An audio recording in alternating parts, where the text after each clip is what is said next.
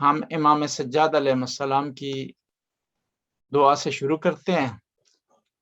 صحیفہ سجادیہ میں جو امام کی دعائیں ہیں وہ اصل دعا کی صورت میں معارف اور تعلیمات اسلامی ہیں، توحید سے لے کر کے احکام اسلامی ان دعاؤں میں بیان ہوئے۔ اب سوال یہ پیدا ہوتا ہے کہ امام نے دعا کی صورت میں کیوں بیان کیا ہے صحیفہ سجادیہ کو، ڈائریکٹ اس میں توحید کیوں نہیں بیان کی؟ جواب اس کا یہ ہے کہ کیونکہ وہ زمانہ ایسا تھا کہ واقع کربلا کے بعد تاریخ بتاتی ہے آل بیت کے علاوہ صرف 4 آدمی رہ گئے تھے جو آل بیت کے ماننے والے تھے، باقی سارے لوگ اسلام سے پھر چکے تھے، آل بیت سے پھر چکے تھے، آل بیت سے دوری اختیار کر چکے تھے، اور کوئی جرت نہیں کرتا تھا کہ وہ حقیقی اسلام کا نام لے، کوئی جرت نہیں کرتا تھا کہ وہ اسلام کے بارے میں کوئی بات کرے۔ تو اس وجہ سے یہ امام نے دعا کی صورت میں پیغام پہنچایا ہے تاکہ پیغام بھی پہنچ جائے اور جو ہے دشمن کو بھی اعتراض نہ ہو، دشمن بھی وہ کسی بہانے کی بنیاد پر آل بیت کے چاہنے والوں پر ظلم و ستم نہ ڈھائے۔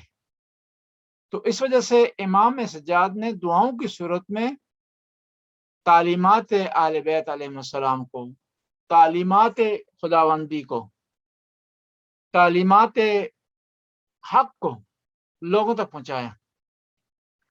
ان دعاؤں میں سے امام کی جو ایک دعا ہے وہ دعا ہے توحید سے متعلق، جو صحیفہ سجادیہ کے شروع میں۔ اس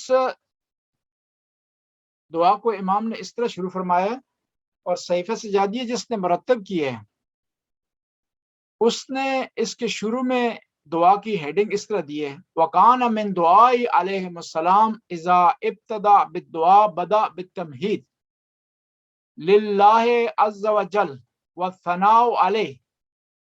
امام علیہ السلام کی دعاؤں میں سے ایک دعا ہے جس میں آپ نے دعا کی ابتدا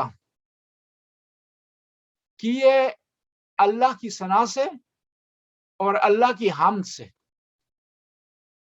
بسم اللہ الرحمن الرحیم، الحمد للہ الاول بلا آخر کان قبلہ والآخر بلا آخر یکون بعدہ۔ حمد و ثنا ہے اس پروردگار کی کہ جو اول ہے، ایسا اول ہے کہ اس سے پہلے کوئی نہیں، والآخر بلا آخر یکون بعدہ، اور ایسا آخر ہے کہ جس کے بعد کوئی اور نہیں۔ الذی کثرت عن رؤیتہ ابصار الناظرین، کہ وہ ایسی ہستی ہے جس کو دیکھنے والوں کی آنکھیں دیکھنے سے قاصر ہیں، وہ عجزت عن نعتہ عوام واصفین، اور اس کی نعت اور اس کی وصف، اس کی صفت بیان کرنے میں وصف بیان کرنے والے عاجز ہیں۔ ابتدا بقدرتہ الخلق ابتداء، اس نے اپنی خلق کی ابتدا کی، اس کو خلق کیا بے مثال۔ وَاخْتَرَهُمْ عَلَى مَعْشِيَتِهِ اختیاراً، اور ایسا بنایا اور اختیار کیا جس کی دنیا میں کوئی مانند نہیں۔ ثم خلق بهم طریق ارادتہ، پھر خدا نے ان کے درمیان اپنے ارادے کو رائج کیا۔ وبعثهم فی سبیل محبتہ، اور پھر خداوند تعالیٰ نے اپنی محبت کے راستے کو بتانے کے لیے انبیاء بھیجے۔ لا یملکون تاخیر اما قدم علیہ، خدا کی مخلوق جو خدا کی طرف سے آتا ہے، اس کی طرف سے تقدیر ہوتی ہے، اس میں تاخیر نہیں کر سکتی۔ ولا یستطیعون قدما الی ما اخرهم عنہ، اور اس کی جو مخلوق ہے جب اس کا ارادہ اس پر نافذ ہو جائے تو وہ استطاعت نہیں رکھتی، قدرت نہیں رکھتی کہ اس کے ارادے میں خلل ڈالے اور اس کے کاموں کو تاخیر دے دے۔ وجعل لكل روح منهم قوة معلوما مقسومن من رزق ہی، اور اس نے اپنی تمام مخلوق کے لیے رزق معین اور منقسم کر دیا ہے. لا ينقص من زادہ ناقص، اور اس رزق میں کوئی اضافہ نہیں کر سکتا. ولا یزید من نقص منہم زادہ، اور وہ رزق جو اس نے مقرر کی ہے اگر وہ کم ہے تو کوئی اس میں کوئی زیادتی یا نقص یا کمی نہیں کر سکتا. اسی 5 جملوں پر ہم جو ہے وہ توقف کرتے ہیں اور ہم اصل تفسیر کے درس کی طرف جاتے ہیں. یہ صرف ایک قسم کا ہم نے درس کے شروع میں صحیفہ سجادیہ سے آشنائی پیدا کرنے کے حوالے سے ہم جو ہے وہ چند جملے دعاؤں کے امام سجاد علیہ السلام کے بیان کرتے ہیں. یہاں پر آتے ہیں ان الذین کفروا سواء علیہم اانذرتہم ام لم تنذرہم لا یؤمنون، کہ برابر ہے کہ آپ انہیں ڈرائیں یا نہ ڈرائیں، وہ ایمان نہیں لائیں گے. یہاں پر خداوند تعالیٰ نے ایک صفت اور ایک کوالٹی بیان کی ہے کافروں کی. یعنی کافر وہ ہیں کہ جو ضد باز ہیں، لج باز ہیں، خدا کے راستے پر آنے والے نہیں ہیں، خدا کے راستے پر وہ لوگ چلنے والے نہیں ہیں، پیغمبر ان کو تلقین کریں یا نہ کریں تو وہ انہوں نے اپنا کام کرنا ہے. یعنی ایک کوالٹی بیان کی ہے، اور ہے بھی اس طرح. دیکھیں پیغمبر آئے، انہوں نے معجزے دکھائے، خدا کا پیغام دیا، جنگیں ہوئیں، جدال ہوا، مباہلہ کیا گیا، پیغمبر نے حدیثیں بیان کی، چاند کے 2 ٹکڑے کر کے دکھائے. لیکن جو لوگ جنہوں نے قبول نہیں کرنا تھا، جنہوں نے ایکسپٹ نہیں کرنا تھا، انہوں نے ایکسپٹ نہیں کیا. یعنی کچھ کفار ایسے تھے کہ جن کے سامنے جو ساری فارمیلٹی تھی حق کو قبول کرنے کے لیے وہ پیش کی گئی، انہوں نے قبول نہیں کیا. اس کے مقابلے میں بعض ایسی ہستیاں تھیں، ایسے صحابہ کرام تھے کہ جن کو معجزے کی ضرورت نہیں پڑی، جن کو دلیل کی ضرورت نہیں پڑی. انہوں نے پیغمبر کے چہرہ مبارک کو دیکھا اور اسلام لے آئے، جس میں سلمان فارسی ہیں، جس میں ابو ذر غفاری ہیں، جس میں مقداد ہیں، جس میں اویس کرنی، حتیٰ اویس کرنی وہ ہیں جنہوں نے دیکھا بھی نہیں. صرف خدا نے ان کے سینے کو حق کے لیے، حق کو قبول کرنے کے لیے کھول دی. اب آپ بس کا سوال کر سکتے ہیں کہ غدیر میں اتنا بڑا مجمع تھا، اتنے لوگ جمع تھے، اتنے لوگوں نے مبارکباد دی، پھر اس کے باوجود پھر کیوں غدیر کا انکار ہوا، کیوں اس کو ڈینائی کیا گیا؟ قرآن نے یہاں جواب دیا ان الذین کفروا سواء علیہم اانذرتہم ام لم تنذرہم لا یؤمنون، وہ لوگ جنہوں نے کفر کیا ہے کہ آپ انہیں ڈرائیں یا نہ ڈرائیں خدا کے خوف سے، وہ ایمان نہیں لائیں گے. اور بعض اوقات انسان کی آنکھوں پر تعصب کا پردہ پڑ جاتا ہے، ضد کا پردہ پڑ جاتا ہے، وہ ایمان نہیں لاتا. اس کی آسان مثال یہ یہودی، یہ اصل میں بیت المقدس کے رہنے والے تھے. انہوں نے سنا کہ آخری زمانے کے نبی وہ ظہور کریں گے مدینے سے، پہاڑ احد کے قریب سے. تو یہ مدینے میں اسی لیے آئے تاکہ اس علاقے کے قریب ہو جائیں، اور نبی جب تشریف لائیں، نبی جب آئیں تو ان کے ایمان لانے میں تاخیر نہ ہو، ان کے پاس پیغام پہنچنے میں تاخیر نہ ہو. لیکن جب یہ لوگ یہاں آئے، نبی کریم مدینے تشریف لائے، معجزات دیکھنے کے باوجود، نبی کی دلائل سننے کے باوجود، قرآن سننے کے باوجود یہ ایمان نہیں لائے. اور اسی آیت میں نبی کریم کو خدا حوصلہ دے رہا ہے کہ آپ پریشان نہ ہوں، جن لوگوں نے ایمان لانا وہ لائیں گے، جنہوں نے نہیں لانا وہ ایمان نہیں لائیں گے. دلائل کے انبار دے دیں، ان کو جتنا آپ سمجھانے کی کوشش کریں، انہوں نے ایمان نہیں لانا، آپ نے لہذا ٹینشن نہیں لینا، آپ نے پیغام پہنچانا ہے. اور اب یہ کفار میں سے کفار کی وہ قسم ہے جو ضدی ہیں، جو ایمان نہیں لاتے. ورنہ کچھ بہت سے ایسے کفار تھے جو ایمان لائے۔ اب یہاں پر بعض کلمات کی ہم تشریح کرتے ہیں۔ کافر کا کیا معنی ہے؟ کافر کا لغوی معنی جو ہے وہ چھپانا ہے۔ اس لیے عربی میں کسان کو بھی کافر کہا جاتا ہے، دہقان کو، کسان کو، فارمر کو، کیونکہ وہ دانے کو، بیج کو زمین کے نیچے چھپاتا ہے۔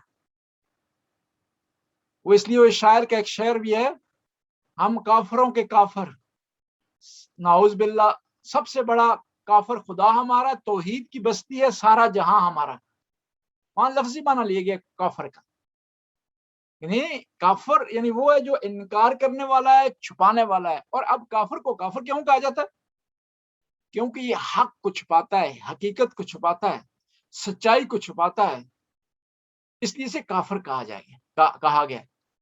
اب کفار کی بھی دو قسمیں ہیں آج کل کی اصطلاح میں۔ کافر یعنی نان مسلم۔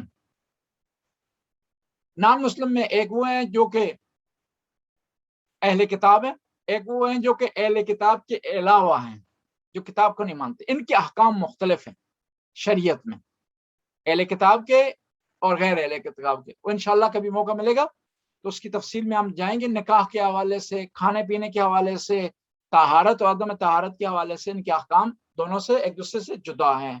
اور حلیت کے بارے میں مثال کے طور پر مچھلی کے لیے ہمارے یہاں شرط یہ ہے کہ اس کو پکڑنے والا مسلمان ہو اور پانی سے باہر مری ہو اور اس کے چھلکا ہو اس کے اوپر۔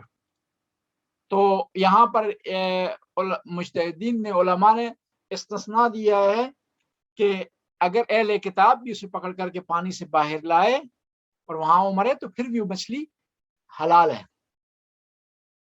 ان الذین کفروا سواء علیہم اانذرتہم ام لم تنذرہم لا یؤمنون۔ وہ لوگ جنہوں نے کفر کیا ہے، برابر ہے کہ آپ ان کو تبلیغ کریں، ڈرائیں نہ ڈرائیں، وہ ایمان نہیں لائیں گے۔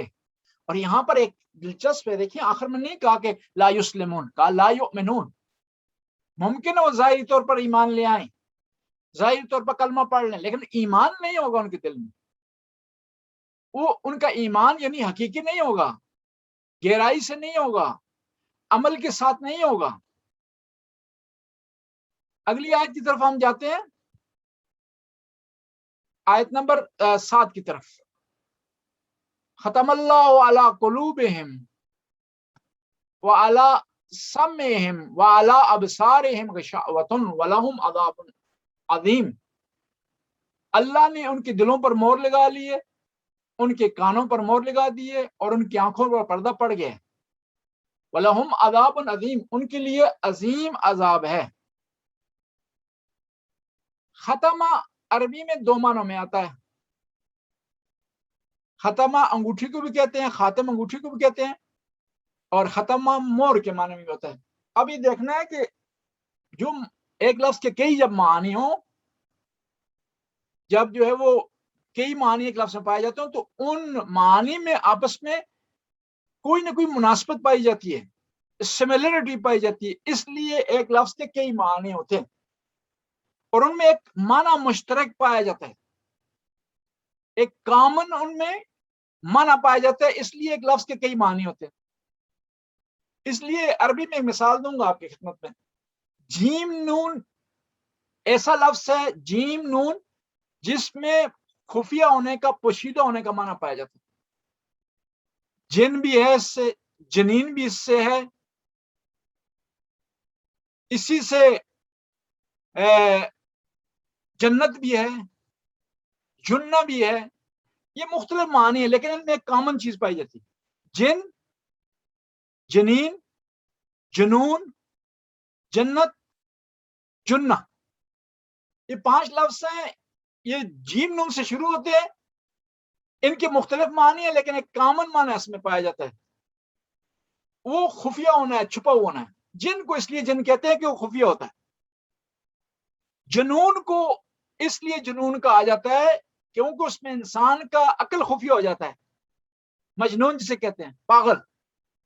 جنہ عربی میں ڈھال کو کہتے ہیں، اس لیے کہتے ہیں کہ اس کے پیچھے انسان چھپ جاتا ہے۔ جنین اس بچے کو کہتے ہیں جو ماں کے پیٹ میں ہوتا ہے، اس لیے اسے جنین کہا جاتا ہے کیونکہ چھپا ہوا ہوتا ہے، اسے کوئی دیکھ نہیں سکتا۔ اور جنت کو بھی جنت اس لیے کہتے ہیں کیونکہ کسی نے اس کو دیکھا نہیں ہے۔ یعنی 5 لفظ ہیں جس میں جیم اور نون پایا جاتا ہے، ہر لفظ کا مختلف معنی ہے، لیکن اس میں جو قدر مشترک پائی جاتی ہے، جو کامن چیز پائی جاتی ہے، وہ یہ ہے کہ چھپا ہوا ہے۔ یہاں ختمہ کا 2 معنی، ختمہ کے معنی مور کے بھی ہوتے ہیں، ختمہ کے معنی جو ہے وہ انگوٹھے کی ہوتے ہیں۔ اس کی وجہ یہ ہے کیونکہ پرانے زمانے میں انگوٹھی، پرانے زمانے میں جو مور ہوتی تھی انگوٹھی کے اندر ہوتی تھی، وہ اس لیے وہ حضرت عثمان کا جو قتل ہوا اس کی وجہ بھی یہ تھی کہ مروان نے ان کی انگوٹھی چرا لی تھی، اور جس میں مور تھی وہ لگا کر کے خط لکھا تھا جو آخر میں ان کے قتل کا سبب بنا، حضرت عثمان کے۔ تو اس زمانے میں کیا ہے، انگوٹھی میں مور ہوتی تھی، اس لیے ختم کہا جاتا ہے۔ یہاں پر ختم اللہ علی قلوبہم، خدا نے ان کے دلوں پر مور لگا دیے۔ یہاں مور یعنی سیل کر دیا ان کو، نہ کوئی چیز اندر جا سکتی ہے، نہ اندر سے کوئی چیز باہر آ سکتی ہے۔ اور اسی سے پیغمبر کو ہم کیا کہتے ہیں، خاتم الانبیاء، یعنی ایسے نبی جن کے بعد کوئی نبی نہیں آئے گا، ان کی نبوت پر مور لگتی ہے، اسٹمپ لگتی ہے، اس کے نیچے لکھائی نہیں ہوگی۔ اس طرح تھا جہاں مور لگ جاتی ہے اس کے بعد لکھائی کا اعتبار نہیں ہوتا۔ کاغذ میں جہاں مور لگ جاتی ہے اس کے بعد والی جو لکھائی ہوتی ہے، اس کے بعد والی جو اسٹیٹمنٹ ہو، وہ معتبر نہیں سمجھی جاتی، ویلیو نہیں رکھتی مور کے بعد۔ یعنی اس کے بعد نبوت، نبی پاک کی نبوت کے بعد اگر کوئی اور نبوت کا دعویٰ کرے گا، اس کی نبوت میں ویلیو نہیں ہوگی۔ یہاں پر اسٹیمپ لگ چکی ہے، ختم ہو گیا ہے، مکمل ہو گئی ہے۔ اور اس لیے خاتمہ کہتے ہیں نا، خاتمہ بالایمان، اختتام، اختتامی کلمات، یہ سارے اسی ختمہ سے نکلے ہیں، جس کے مور کے معنی میں، یعنی یہ آخری الفاظ ہیں، آخری بیان ہے۔ ختم اللہ علی قلوبہم، خدا نے ان کے دلوں پر مور لگا دیے، وعلی سمعہم، ان کے کانوں پر مور لگا دیے، وعلی ابصارہم، ان کی آنکھوں پر پردہ ڈال دیا۔ اب سوال ہی پیدا ہوتا ہے یہاں سے، اسی آیت سے ایک اور چیز بحث ہوتی ہے، جبر و اختیار سے متعلق، کہ آیا انسان مجبور ہے یا مختار ہے؟ آیا انسان اپنے کاموں میں وہ آزاد ہے یا آزاد نہیں ہے؟ خدا یا ارادے کے، خدا کے ارادے میں مقید ہے، اس کے علاوہ کچھ نہیں کر سکتا، اس کے علاوہ آگے نہیں بڑھ سکتا؟ تو جواب یہ ہے اس کا کہ یہ کفار کے بارے میں ہے۔ کیوں؟ یہاں خدا نے ان پر اجبار نہیں کیا کہ ان کے دل پر مور لگا دی بس وہ نیکی کی طرف نہیں جا سکتے، انہوں نے خود سبب فراہم کیا ہے، انہوں نے خود سبب فراہم کیا ہے، اور جب سبب فراہم کیا ہے اور ان کی لج بازی اور ضد بازی حد تک پہنچ گئی ہے کہ اس کے بعد رحمت کے دروازے ان کے لیے بند ہو گئے۔ خدا نے مہلت نہ دی ہے، ایک دفعہ، دوسری دفعہ، تیسری دفعہ، پھر اس کے بعد جو ہے خدا نے مہلت نہیں دی، بس اس کے بعد خدا نے سٹمپ لگا دی ان کے کانوں پر۔ اس کی آسان سی مثال اس طرح کہ کسی کے گھر میں ایک چور داخل ہو جاتا ہے، اور چور جو ہے وہ ایک ایسے کمرے میں چلا جاتا ہے جو گھر کے بالکل ایک زاویے میں ہے، ایک کونے میں ہے، اور مالک کو پتہ چل جاتا ہے، مالک اس کو باہر سے بند کر دیتا ہے، تالا لگا دیتا ہے اس کمرے کو جس میں چور گیا۔ اب ایسا ہوتا ہے کہ وہ مالک پولیس کو بلاتا ہے اور چور کو پکڑ لیا جاتا ہے۔ اب چور کہتا ہے کہ میرا تو کوئی قصور نہیں ہے، اس نے مجھے بند کیا اس کمرے میں۔ اور وہ مالک کہے گا ہاں میں نے بند کیا ہے، لیکن میں نے اس وقت بند کیا جب تجھے میں اپنے گھر میں دیکھا ہے، یعنی تو نے کیا ہے، ایک قدم اٹھایا ہے، یہاں تک تو پہنچا ہے، چوری کرنے کی کوشش تو نے کی ہے، اس کے بعد میں نے تجھے پکڑا ہے۔ ہاں میں نے پکڑا ہے لیکن ان حالات میں پکڑا ہے۔ اب خداوند تعالیٰ بھی کسی کے دل پر جو مور لگاتا ہے وہ ان حالات میں مور لگاتا ہے کہ ختم اللہ علی قلوبہم، جب وہ حد سے گزر جاتا ہے۔ یہ تو کفر کی بات ہے نا۔ خود اسلام کے اندر بھی گناہگار ایک حد تک جب گناہ کرتا ہے، خدا کی حدیں پھلانگ دیتا ہے، بار بار اسے مہلت ملتی ہے، بار بار اسے چانس ملتا ہے۔ جب وہ گناہ میں حد کر دیتا ہے، حد سے آگے بڑھ جاتا ہے، تو پھر خداوند تعالیٰ اس کو رسوا کرتا ہے۔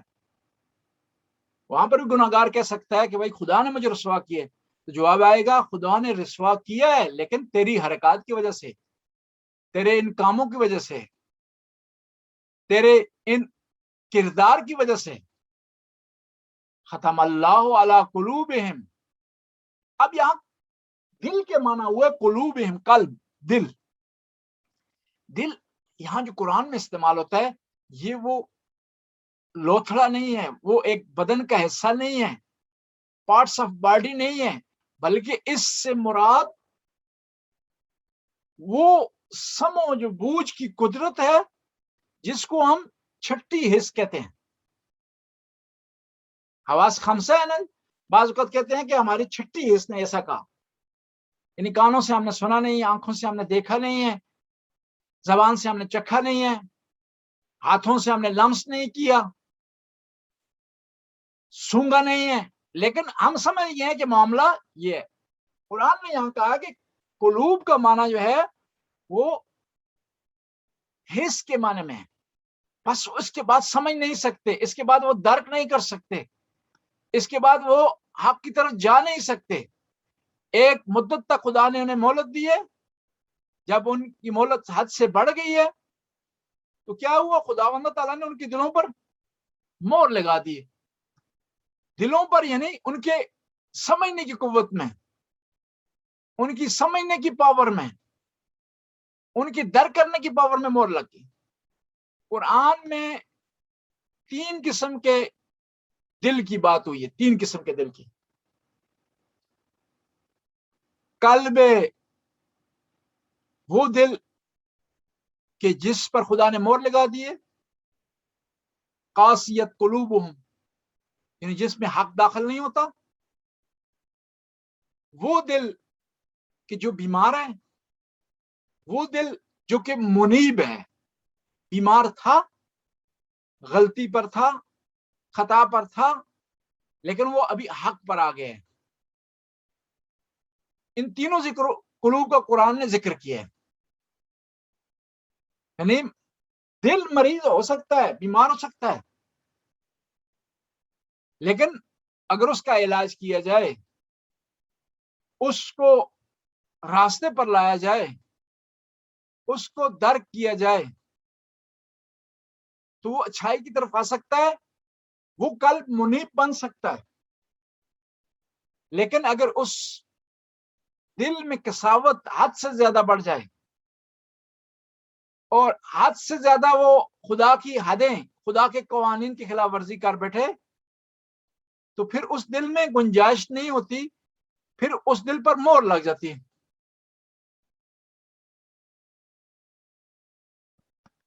بس انسان کوشش کرے کہ اس کا دل سیاہ نہ ہو،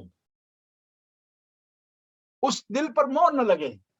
روایت میں ہے کہ جب انسان گناہ کرتا ہے، خطا کرتا ہے، خدا کی نافرمانی کرتا ہے، خدا کے احکام کو پامال کرتا ہے، تو اس کے دل میں ایک سیاہ نقطہ پیدا ہوتا ہے۔ سیاہ نقطے سے مراد یہ ہے کہ اس کے دل میں اس گناہ کے نشانات آ جاتے ہیں۔ سیاہ نقطہ پیدا ہوا اور اب وہ گناہ کرتا ہے، لاپرواہی کرتا ہے، اس کے اندر جو ندامت کی پاور ہوتی ہے، ایبلٹی، وہ ختم ہو جاتی ہے۔ اب وہ کیا کرتا ہے، وہ آگے بڑھ جاتا ہے، دوسرا گناہ کرتا ہے، تیسرا گناہ کرتا ہے، اور یہاں تک کہ گناہ اس کے پورے دل کو گھیرے میں لے لیتا ہے، اس کا پورا دل سیاہ ہو جاتا ہے، پھر اس کے لیے گناہ گناہ نہیں رہتا، اس کے لیے غلطی غلطی نہیں رہتی، اس کے لیے خطا خطا نہیں رہتی، پھر خدا اس کے دلوں پر مہر لگا دیتا ہے۔ یہ جو کہا نا کہ ختم اللہ علی قلوب میں، خدا اس کے دلوں پر مہر لگاتا ہے، اس کی بہترین مثال واقع کربلا۔ میں آپ سے پوچھتا ہوں کہ جو دشمن تھا سامنے، کیا اس کو علم نہیں تھا کہ امام حسین کون ہے؟ اگر نہیں تھا پھر بھی امام حسین نے خود سے واضح کر دیا تھا۔ اس کو علم نہیں تھا کہ امام حسین کا مقام کیا ہے، اس کو علم نہیں تھا کہ امام حسین جنگ کے ارادے سے نہیں آئے ہوئے،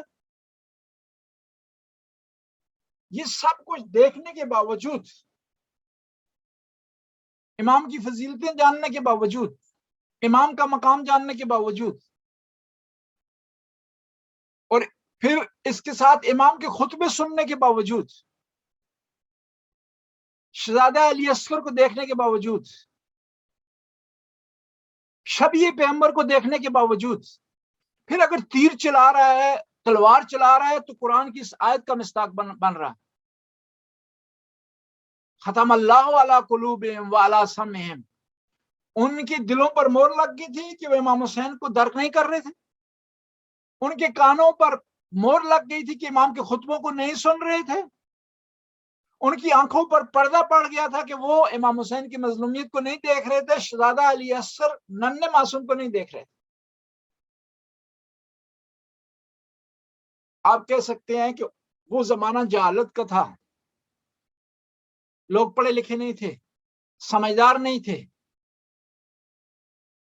تو انہوں نے ایسا کیا۔ آج تو لوگ سمجھدار ہیں، آج تو پڑھے لکھے نہیں۔ اگر آج لوگ سمجھدار ہوتے، کتابیں تو موجود ہیں، مثلا مسلمانوں کی سب سے بڑی کتاب ہے بخاری شریف، جس میں 5 دفعہ کلم و دعات کا واقعہ ذکر ہے، 5 دفعہ کہ پیغمبر نے کلم و دعات مانگا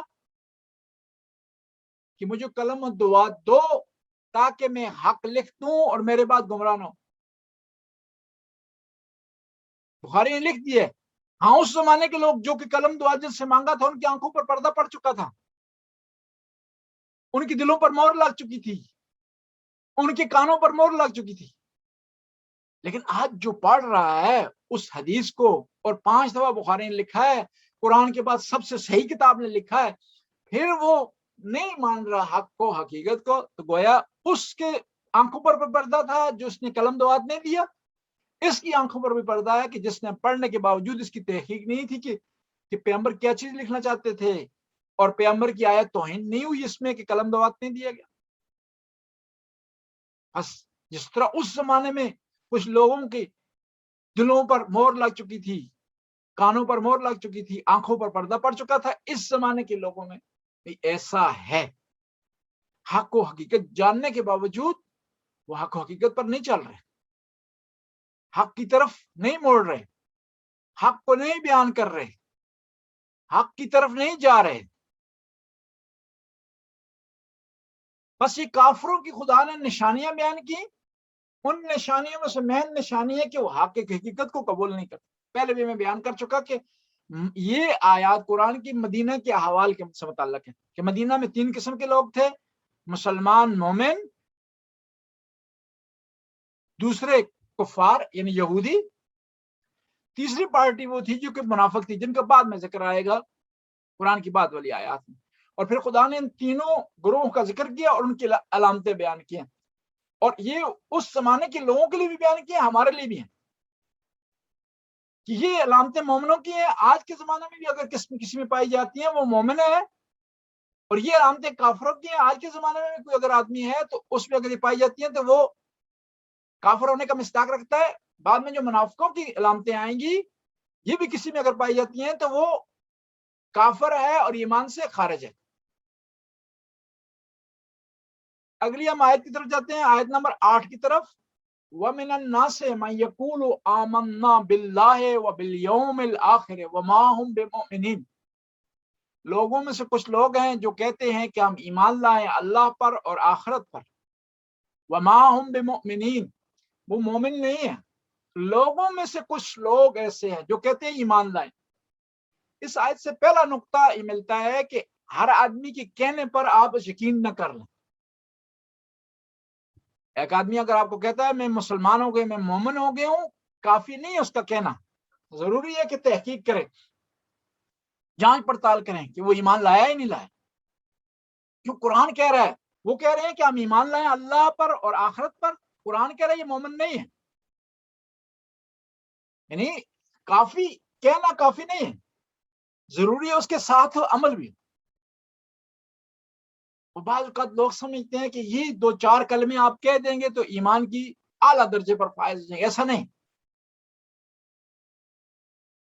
وہ ہمارے بھائی تھے سبتین شاہ، ان کے ایک دوست تھے یہاں پر، عابد ان کا نام تھا، ہری پور کے، اہل سنت سے ان کا تعلق تھا. تو ایک دفعہ مسجد میں بیٹھے ہوئے تو میں نے کہا کہ ویسے ہی کہ آپ عابد کتنے اچھے آدمی ہیں، امام بارگاہ میں آتے ہیں، یہاں خدمت کرتے ہیں محرم میں، تو آپ شیعہ کیوں نہیں ہو جاتے؟ انہوں نے کہا میں شیعہ ہوں. میں نے کہا کس طرح، کیا چیز ہے، کس طرح کوئی چیز ثبوت ہو، کوئی دلیل ہے کیا، کس طرح شیعہ؟ کہا میں ہر روز جس سے ملتا ہوں یا علی مدد کہتا ہوں، اور کون سی شیعہ ہونے کی ضرورت ہے؟ یہی جو یا علی، آپ لوگ بھی یہی کرتے ہیں، اور تو کچھ اضافی چیز کرتے نہیں. میں بھی جس کسی سے ملتا ہوں تو فوراً سلام کے بعد یا علی مدد کہتا ہوں. نہیں، قرآن نے کہا یا علی مدد سے بڑھ کر کے. وہ کہہ رہے ہیں کہ ہم اللہ پر ایمان لائے ہیں، آخرت پر، پھر بھی خدا کہتا ہے ایمان مومن نہیں ہے. اس کا مطلب ہے کہ زبانی یا علی مدد کہنا، جب تک یا علی مدد آپ تک دل میں نہ اترے، آپ کے عمل سے ظاہر نہ ہو، آپ کی عبادت سے ظاہر نہ ہو، تو خالی یا علی مدد کہنا کافی نہیں ہے. دیکھیں قرآن میں ایک سورہ منافقین، قرآن کہتا ہے اذا جاءک المنافقون، کہ نبی جب تمہارے پاس منافق آتے ہیں وہ کہتے ہیں قالوا نشهد انک رسول اللہ، کہ منافقین آ کر کے گواہی دیتے ہیں کہ آپ اللہ کے رسول ہیں. خدا گواہی دیتا ہے کہ منافقین جھوٹ بول رہے ہیں. یعنی دیکھیں، جو آدمی اس کی زبان اور عمل دونوں ساتھ نہ ہو تو جھوٹ بول رہا ہو. حالانکہ منافقین نے یہ کہا کہ آپ اللہ کے رسول ہیں، یہ جھوٹی بات نہیں ہے، سچی بات ہے، پیغمبر اللہ کے رسول تھے، لیکن قرآن کہہ رہا ہے کہ جھوٹے. کیوں؟ کہ یہ اللہ کے رسول ہونے کے تقاضے پورے نہیں کر رہے. ہم بھی یا علی مدد کہیں اور اس کے تقاضے پورے نہ کریں، کیا ہے وہ یا علی مدد کہنا سچا نہیں. یا علی مدد زبان پر ہو لیکن نماز نہ پڑھتے ہوں، یا علی مدد زبان پہ ہو کسی اور سے مدد پھر مانگتے ہوں، یا علی مدد زبان پہ ہو امام علی کو وسیلہ قرار دے رہے ہوں لیکن پھر پریشان ہوں، یا علی مدد زبان پر ہو یا علی مدد لیکن ہم توکل ہم میں نہ پایا جاتا ہوں، یا علی مدد زبان پر ہو اور صبر ہم میں نہ پایا جاتا ہوں، یا علی زبان پر ہو اور پھر اپنے کردار میں عمل میں ہم فراڈ کر رہے ہوں، پھر یا علی مدد جو ہم کہہ رہے ہیں اس میں سچے نہیں ہیں، اس میں ہم حقیقی نہیں ہیں. جس طرح خدا نے ان منافقین کو کہا کہ وہ کہہ رہے ہیں کہ آپ اللہ کے رسول ہیں نبی پاک کو، لیکن اس کے باوجود خدا نے کہا کہ وہ جھوٹے ہیں. اس طرح ہم بھی اگر یا علی مدد کہیں، اس کے تقاضے پورے نہ کریں، تو گویا ہم یا علی مدد صرف زبان سے کہہ رہے ہیں، عمل سے نہیں کہہ رہے. ہاں عمل سے کچھ لوگوں نے کہا ہے، اویس کرنی نے کہا، عمار یاسر نے کہا، ابو رافع نے کہا، میسم تمار نے کہا، یا علی مدد کہا میسم تمار نے، اور پھر اسی یا علی مدد پر کھڑے ہو گئے کہاں تک؟ شہادت تک. فراز دار سے میسم یہ بیان دیتے ہیں ذکر رہے گا ذکر علی، ہم زبان دیتے ہیں صفے بناؤ محبو کہ دار سے میسم نماز عشق علی کی اذان دیتے ہیں. یعنی انہوں نے یا علی مدد کہا، اس کے تقاضے پورے کیے. حبیب ابن مظاہر نے یا علی مدد کہا، اس کے تقاضے پورے کیے. مسلم بن اوسجہ نے یا علی مدد کہا، اس کے تقاضے پورے کیے. اور پھر جب یا علی آدمی کہتا ہے نا، پھر اپنی طاقت پر بھروسہ نہیں کرتا، پھر اپنے مال پر بھروسہ نہیں کرتا، بلکہ خدا کی دی ہوئی طاقت پر بھروسہ کرتا ہے، خدا کے دیے ہوئے مال پر بھروسہ کرتا ہے. وہ کمزور بھی ہو لیکن ڈٹ جاتا. مسلم بن اوسجہ ایمان کی اعلیٰ منزل پر فائز تھے، کربلا میں شہید ہوئے ہیں، کربلا کے سب سے زیادہ مسن افراد میں سے. انہوں نے عاشورہ کے دن 2 کپڑے منگوائے، عصا چھڑی منگوائی ہے اور تلوار.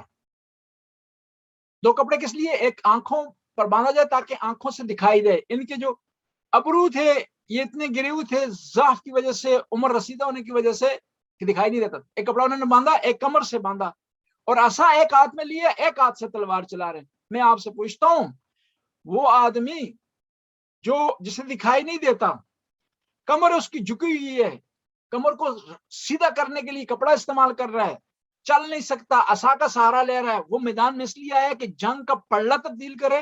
نہیں. پوچھا مسلم بن اوسجا آپ کس لیے آئے؟ آپ تو لڑ نہیں سکتے، چل نہیں سکتے. کہا میں آیا ہوں اس لیے بتانے کے لیے کہ حق کس طرف ہے. مسلم بن اوسجا نے یا علی مدد کہا صحیح معنوں میں، حبیب ابن مظاہر نے کہا، وہاب قلبی نے کہا. بس زبانی کہنا کافی نہیں ہے. وَمِنَ النَّاسِ مَن يَقُولُ آمَنَّا بِاللَّهِ وَبِالْيَوْمِ الْآخِرِ وَمَا هُم بِمُؤْمِنِينَ. لوگوں میں سے کچھ لوگ ایسے ہیں جو کہتے ہیں ہم اللہ پر ایمان لائے اور آخرت پر ایمان لائے، وہ مومن نہیں ہیں. اب یہاں پر قرآن نے ایک وضاحت کر دی عقائد کی کہ مین عقیدے دو ہیں، مین اصول دین دو ہیں. باقی جو عقیدے ہیں، باقی جو اصول دین ہیں، وہ انہی سے نکلے ہیں. اصل توحید ہے اور آخرت پر ایمان لانا. نبوت بھی اس توحید سے ہے، امامت بھی اس توحید سے منشہب ہوئی ہے، اس کی برانچ ہے. عدل بھی اسی سے نکلا ہے. اور دوسرا آخرت پر ایمان لانا، یعنی توحید اور آخرت پر ایمان آپ کا صحیح ہے تو پھر آپ سے امامت بھی قبول کی جائے گی، نبوت بھی قبول کی جائے گی. یعنی ایک دوسرے کو یہ مکمل کر رہے ہیں. اب کہنے والا کہہ سکتا ہے بھائی یہ کس طرح ہو سکتا ہے کہ نبوت علیحدہ ہے امامت علیحدہ ہے؟ جواب یہ ہے کہ نبوت اور امامت توحید کو بیان کرنے کے لیے آئی، توحید کی تعلیمات دینے کے لیے آئی، اللہ کا پیغام دینے کے لیے آئی، اللہ کے پیغام کو بچانے کے لیے آئی. بس قرآن نے مین دو عقیدے بیان کیے ہیں کہ اگر کوئی چاہتا ہے کہ عقائد کا خلاصہ کرے، ان کو سمرائز کرے، تو ان دو عقیدوں میں سمرائز ہوں گے. وَمِنَ النَّاسِ مَن يَقُولُ آمَنَّا بِاللَّهِ وَبِالْيَوْمِ الْآخِرِ وَمَا هُم بِمُؤْمِنِينَ. کہ لوگوں میں سے کچھ لوگ ایسے ہیں کہ جو کہتے ہیں ہم اللہ پر ایمان لائے ہیں اور آخرت پر ایمان لائے ہیں، وہ ایمان لانے کے باوجود بھی مومن نہیں ہیں. اور قرآن نے ان کو اہمیت نہیں دی. کہا لوگوں میں سے کچھ لوگ ہیں. حالانکہ پتہ تھا منافقین کون، ان کے نام پتہ تھے پیغمبر کو، لیکن قرآن کا سبجیکٹ نہیں ہے کسی کا نام لے، کسی کیس کے بارے میں بات کرے، کسی آدمی کو بڑھا کر پیش کرے. قرآن اصل میں بتا رہا ہے کہ کچھ لوگ ہیں اور ان کے عمل کو بتا رہا ہے. اور ایک اور چیز یہ ہے کہ نام اس لیے نہیں لیا تاکہ یہ جو ریگل بن جائے، قاعدہ اور کلیہ بن جائے آئندہ آنے والوں کے لیے بھی، کہ آئندہ بھی کوئی اس طرح ہوگا، وہ اگر ایسا کام کرے، ایسا اظہار کرے کہ جو اس کے عمل سے میچ نہ کرتا ہو، وما ہم بمومن، وہ مومن نہیں ہے. بس یہاں پر ہم جو ہے وہ مکمل کرتے ہیں اپنی بحث کو. اگر کسی کے ذہن میں کچھ سوال ہو تو سوال کریں. ہم اس کو اسکرین کو بھی اسٹاپ کرتے ہیں.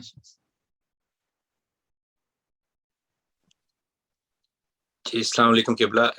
میرا ایک سوال تھا، وہ یہ کہ آپ نے شروع میں درس کے شروع میں بتایا تھا کہ مچھلی کے لیے جو وہ شرط ہے کہ یا تو دو شرائط آپ نے بتائی ہیں کہ یا تو مسلمان ہو یا اہل کتاب ہو پکڑنے والا. لیکن جس طرح اب یہاں پہ نارویجن مارکیٹ میں جو مچھلی ہے یا جس طرح آف شور وغیرہ میں کھاتا وہاں پر بھی جو یوز کرتے ہیں، تو وہ اس کا کوئی شور نہیں ہے کہ وہ کس نے پکڑی ہے یا کیا، تو اس کے بارے میں کیا؟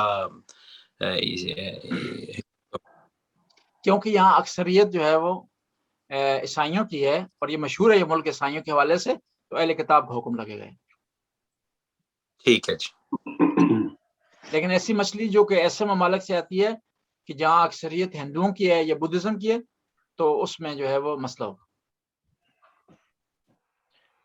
میرا ایک سوال ہے، دوران درس آپ نے فرمایا یعنی ویسے بھی کہا جاتا ہے کہ یہودیوں کو معلوم تھا کہ ایک نبی ظہور کریں گے آخری دور میں حجاز میں، تو کیا یہ بات ان کی کتاب مقدس کتاب میں موجود تھی؟ اگر یہ موجود تھی تو ان کے لیے آخری نبی حضرت عیسیٰ تھے یا حضرت محمد تھے؟ جی بڑا سا سوال ہے.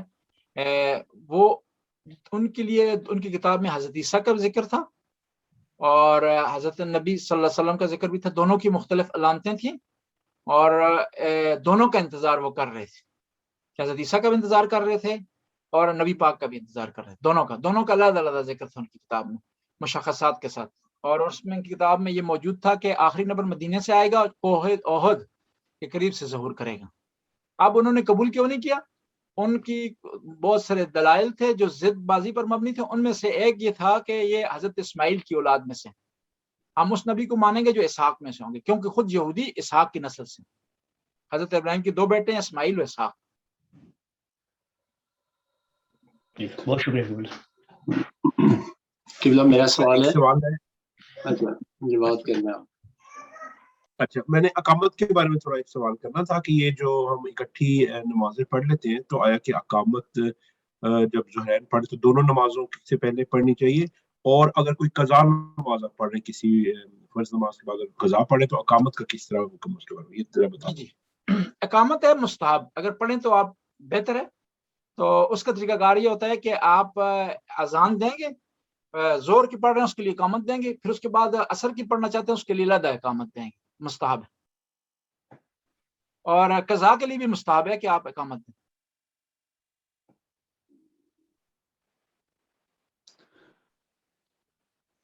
جی اگلا کوئی سوال؟ ڈاکٹر صاحب آپ سوال کریں. جی قبلہ، یہ جو آیات آپ نے تفصیل بیان کی ہے اس میں کافر اور مومن کا ذکر ہوا، تو اس حوالے سے یہ سوال ہے کہ ہم لوگ کسی کے کفر اور ایمان کا فیصلہ کر سکتے ہیں؟ جی یہ بڑا اچھا سوال ہے. کسی کے کفر اور ایمان کے متعلق اس بحث کو 2 حصوں میں تقسیم کریں گے. ایک ہے ظاہری ایمان اور ایک باطنی ایمان اور کفر. ظاہری ایمان یہ ہے کہ کوئی کلمہ پڑھے، قرآن کے بارے میں اعتقاد رکھتا ہو، جو ہے اسلام کے جو مسلمات ہیں، واجبات ہیں، فرائض ہیں، ان کو قبول کرتا ہو، جسے کہتے ہیں ظاہری ایمان. اس کے بارے میں ہم فیصلہ کر سکتے ہیں، لیکن پھر اس کے باوجود کہ آیا وہ دل سے ایمان لایا یا نہیں لایا، خدا کو مانتا ہے نہیں مانتا، پیغمبر کو مانتا ہے نہیں مانتا، اس کے بارے میں ہم فیصلہ نہیں کر سکتے. اس کے بارے میں خدا فیصلہ کرے گا جو دلوں کے حال جانتا ہے. بس ظاہری طور پر ہم نے فیصلہ کرنا ہے، لیکن کسی کے باطن کے بارے میں ہم نے فیصلہ نہیں کرنا. اور اسی لیے اسلام میں 2 گروپ بن گئے ہیں. ایک کو تکفیری کہتے ہیں کہ، اور ایک عام مسلمان. تکفیری ان مسلمانوں کو کہا جاتا ہے کہ دوسرے سب کو کافر سمجھتے ہیں، گویا وہ خدائی کام انہوں نے اپنے ہاتھ میں لے لیے. بس ہم کسی کی کفر ایمان کے، اندرونی کفر ایمان کے متعلق فیصلہ نہیں کر سکتے. لیکن سورہ ممتحنہ میں آیت نمبر 10 ہے، اس سے ایک شبہ پیدا ہوتا ہے. یہ آیت نمبر 10 اس طرح ہے: بسم اللہ الرحمن الرحیم، یا ایھا الذین آمنوا اذا جاءکم المؤمنات مہاجرات فامتحنوہن واللہ اعلم بایمانہن فإن علمتموہن مؤمنات فلا ترجعوہن الی الکفار. کہ اے مومنو، جب تمہارے پاس مومنہ خواتین ہجرت کر کے آ جائیں تو ان کا امتحان لو، ان کے ایمان کو چیک کرو. اب کہنے والا کہہ سکتا ہے کہ جب یہ ایمان اور کفر کا فیصلہ ہم نہیں کر سکتے تو قرآن نے کیوں کہا کہ ان کا امتحان لو، ان کو چیک کرو؟ جواب اس کا یہ ہے کہ یہاں پر جو کہا گیا کہ ان کے ایمان کو چیک کرو، یہاں پر ایک سیکورٹی کا مسئلہ ہے، اس سے اس ایمان کا کوئی تعلق نہیں. وہاں پر یعنی ان کو چیک کرو کہ آیا وہ واقعاً مسلمان ہو کر آئی ہیں یا جاسوسی کے لیے آئی، واقعاً مسلمان ہوئی ہیں یا خودکش حملہ کرنے کے لیے آ رہی ہیں. یہ خودکش میں استعمال کر رہا ہوں، اس زمانے میں تو یہ ٹیکنالوجی نہیں تھی کہ کوئی کافر آئے خودکش حملہ کرے. یہ کام ابھی مسلمانوں نے اپنے ذمہ لے لیا ہے، ضرورت بھی نہیں ہے کافر کوئی آئے، اس کو آنے کی ضرورت بھی نہیں ہے کہ آ کر ہمارے یہاں خودکش کرے. خود مسلمان جو ہے وہ اس کی کمی پوری کر رہے ہیں. وہ ایک مشہور حدیث ہے کہ کہا جاتا ہے نا جی، میں نام نہیں لیتا کسی کا بھی کیونکہ نام سے غرض نہیں ہمارے، کہ کچھ لوگوں میں حدیث مشہور ہے کہ فلاں آدمی جب بھی آتا تو شیطان بھاگ جاتا تھا. ٹھیک کہا جاتا ہے، مشہور حدیث بنائی ہوئی کسی نے. تو شیعہ عالم دین نے جواب دیا کہ شیطان اس لیے بھاگ جاتا تھا، وہ کہتا تھا کہ اب میری ڈیوٹی کی ضرورت نہیں ہے، یہ آ گیا ہے، یہ کافی اور شافی ہے اس کام کے لیے. تو یہاں پر مسلمانوں نے یہ کام اپنے ذمہ لے لی، اب ضرورت نہیں کافروں کو آ کر کے وہ خود کش حملے کریں ہمارے ملکوں میں. تو یہاں پر جو کہا ہے سورہ مطمئنہ کی آیت نمبر 10 میں، وہ ایک سیکورٹی کا مسئلہ ہے.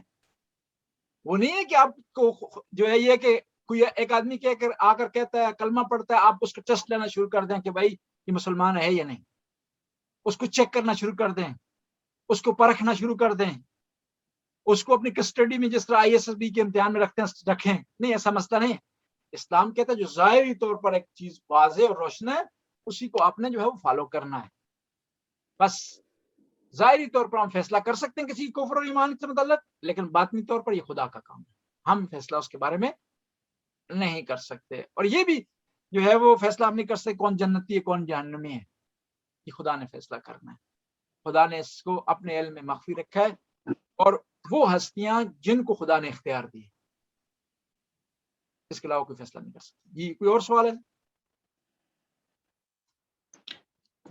قبلہ ایک سوال ہے, اگر ابھی مختصراً اس کا دے دیں, شاید یہ لمبا ٹاپک بھی ہو جائے, کہ جو سیرت النبی صلی اللہ علیہ وسلم ہے قرآن کے حساب سے جو بیان کی گئی ہے, اس کا اس طریقے سے ذکر آج کل کے علماء اس طریقے سے نہیں کرتے, یا وہ اس کا نہیں کیا جاتا, اس کے بارے میں آپ کا کیا رائے ہے؟ قرآن اصل مسئلہ یہ ہوا کہ پیغمبر گرامی کی بات مسلمان یا اسلام دو حصوں میں تقسیم ہو گیا. کچھ وہ لوگ تھے کہ جنہوں نے اسلام کو اسی طرح فالو کی جس طرح پیغمبر نے تلقین فرمائی تھی اور اپنے بعد تاکید کی تھی. کچھ لوگوں نے نہیں اپنا طریقہ اختیار کر دیا اور اسلام میں مکسنگ کی, کیونکہ سیرت پیغمبر قرآن نے بیان کی تھی اور اس کی وضاحت کی ضرورت تھی, اور اس کی وضاحت ان ہستیوں نے کرنی تھی جو پیغمبر کے ساتھ ہر وقت تھی. ان ہستیوں کو سائڈ پر رکھ دیا گیا, ان کو بولنے نہیں دیا گیا, ان کے کلام پر پابندی لگ گئی. تو درمیان میں کیا ہوا کہ جب یہ خلا تھا, خلا جب دیکھیں نا مثال کے طور پر آپ پیاسے ہیں, آپ کو پانی کی ضرورت ہے, آپ کو جب صاف شفاف پانی نہیں پلے گا تو ہر قسم کا پانی پی لیں گے آپ, حتیٰ نجس پانی پئیں گے, آپ نے بچانی ہے جان اپنے. اب جو اس راستے کو بند کیا گیا جو اصلی راستہ تھا, سیرت نبی کو واضح کرنے والا راستہ تھا, روشن کرنے والا راستہ تھا, جو دعوت میں بھی ہیں, جنگ میں بھی ہیں, گھر میں بھی ہیں, باہر میں بھی ہیں, پیغمبر کی خلوت میں بھی ہیں, پیغمبر کے اجتماع میں موجود ہیں, ان کے راستے کو بند کر دیا. اب درمیان میں اس خلا کو پر کرنا تھا. قرآن نے کہا کہ نبی رحمت اللہ علیہ ہے, ایک سیرت کا ایک پوائنٹ ہے نا. اب نبی کی رحمتوں کو داستانوں کے ذریعے یا ان کی حالات زندگی سے جو بیان کرنا تھا وہ اہل بیت نے بیان کرنا تھا, ان کو بیان کرنے نہیں دیا. تو درمیان میں کون قصہ گو لوگ آ گئے, ڈرامہ نگار لوگ آ گئے, جو آج کے الفاظ, انہوں نے اپنی ریٹنگ بڑھانے کے لیے قرآن کو سائڈ پر چھوڑ دیے, اپنی طرف سے داستانیں بیان کرنا شروع کر دی. کوئی عرب کی جو ہے افسانوں سے لے لی انہوں نے, کوئی یہودیوں سے لے لی, کوئی عیسائیوں سے لے لی, کوئی کہاں سے لے کر کے انہوں نے چسپاں کر دی, جس کی وجہ سے جو پیغمبر کی اصلی سیرت تھی قرآن کے مطابق وہ دور ہو گئی. ورنہ قرآن خلاصہ پیغمبر کی زندگی کا, اور پیغمبر کی زندگی قرآن کی تشریح ہے. قرآن آیا ہی ہے پیغمبر کی زندگی کو بیان کرنے کے لیے, پیغمبر آئے ہی اس لیے قرآن کی وضاحت کرنے کے لیے, دونوں ایک دوسرے کا لازم ملزوم ہے. قرآن یہ بیان کر رہا ہے جب پیغمبر جنگ میں ہے اس کے احوال بیان کر رہا ہے کہ جنگ کے دستور کیا, اس کا قانون کیا ہے, جنگ کے بعد کیا نتیجہ ہوگا. پیغمبر دعوت میں بیان کر رہا ہے, پیغمبر گھر میں ہے بیان کر رہا ہے. پیغمبر نے وضاحت کر دی کہ کون سے لوگ پیغمبر کے قریب ہیں, کون سے لوگ پیغمبر سے دور ہیں, کون سے لوگ پیغمبر سے محبت کرتے ہیں, کون سے لوگ پیغمبر کو دل و جان سے قبول کرتے ہیں, کون سے لوگ ہیں جو پیغمبر کے لیے میدان میں ڈٹ جاتے ہیں, کون سے لوگ ہیں جو پیغمبر کو اکیلا چھوڑ کر میدان سے بھاگ جاتے ہیں. یہ ساری چیزیں قرآن نے بیان کی ہیں, اور کچھ لوگوں کو یہ چیزیں وارا نہیں کھاتی تھی کہ اس طرح وضاحت کرے قرآن آ کر پیغمبر کی سیرت کو اور اس کی وضاحت کی جائے. اور اس میں واحد جو ہستی تھی جو ان تمام حالات پر واقف تھی قرآن کی تشریح کرنے کے حوالے سے, اور جن کے بارے میں پیغمبر نے ارشاد فرمایا تھا, وہ امام علی علیہ السلام تھے. امام علی علیہ السلام کو جو ہے وہ بولنے نہیں دیا گیا, جس کی وجہ سے لوگ قرآن سے بھی دور ہوئے, اور پیغمبر کی حقیقی سیرت جو قرآن کے مطابق تھی اس سے بھی جو ہے وہ دور ہوئے ہیں. اور نہ فقط پیغمبر کی سیرت بلکہ تمام اسلامی احکام جس طرح ان کی وضاحت ہونی چاہیے تھی, جس طرح ان کی تشریح ہونی چاہیے تھی, وہ اس طرح نہیں ہوئی, اور مسلمان اختلاف کا جو ہے وہ شکار ہو گئے. اب اسی بنیاد پر ہم کہہ سکتے ہیں کہ جعلی حدیثیں اصلی حدیثوں سے زیادہ ہیں. اس لیے امام علی سے جو ہے وہ جو حدیث کی کتابیں ہیں مسلمانوں کی, اس میں زیادہ سے 30 حدیثیں بیان ہیں، لیکن اس کے مقابلے میں جو ہے وہ بعض دوسرے لوگ ہیں ان سے 3000 حدیثیں نقلیں جی، جو 3 سال مسلمان ہوئے ہیں، 3 سال پیغمبر کے ساتھ انہوں نے گزارے ہیں ایمان کی حالت میں ظاہری طور پر، لیکن علی علیہ السلام جو بچپن سے پیغمبر کے ساتھ ہیں ان کے صرف 30 حدیثیں بیان ہیں۔ بی بی فاطمہ الزہرا پیغمبر کے جگر ٹکڑا ہے، کتنی حدیثیں ان سے؟ بہت کم۔ پیغمبر کے قریبی ساتھی ہیں سلمان فارسی، ان سے کتنی حدیثیں ہیں؟ کم ہے، کیونکہ حدیث پر پابندی لگ گئی تھی، ایک خاص زاویے سے حدیث بیان کرنا منع تھی۔ پر اس کی تفصیل میں ہم نہیں جاتے، ایک لمبا ٹاپک ہے، اس پر کتابیں لکھی ہیں شیعہ سنی دونوں نے، جو ایک جو ہے وہ ایک اسلام کے لیے ایک ٹریجڈی ہے۔ جی اور کوئی سوال ہو کسی سے؟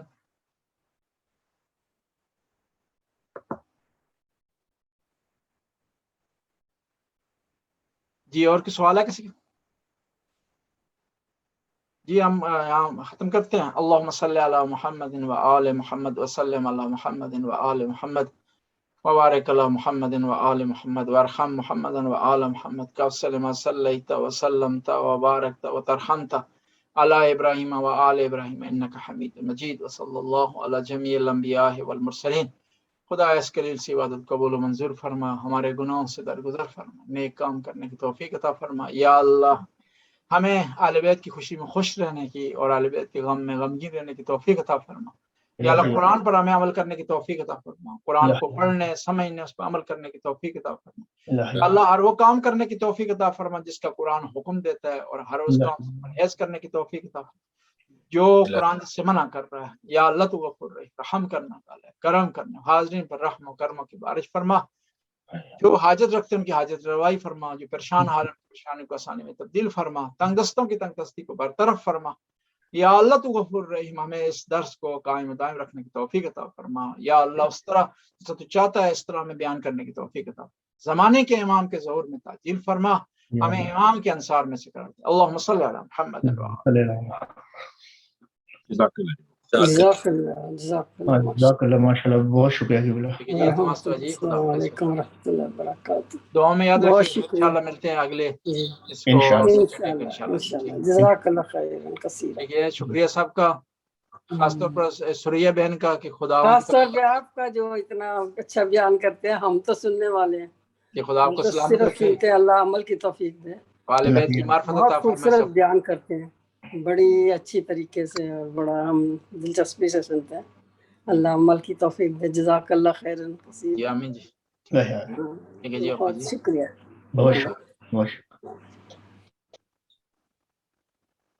خدا حافظ، فی امان اللہ۔ فی امان اللہ جی۔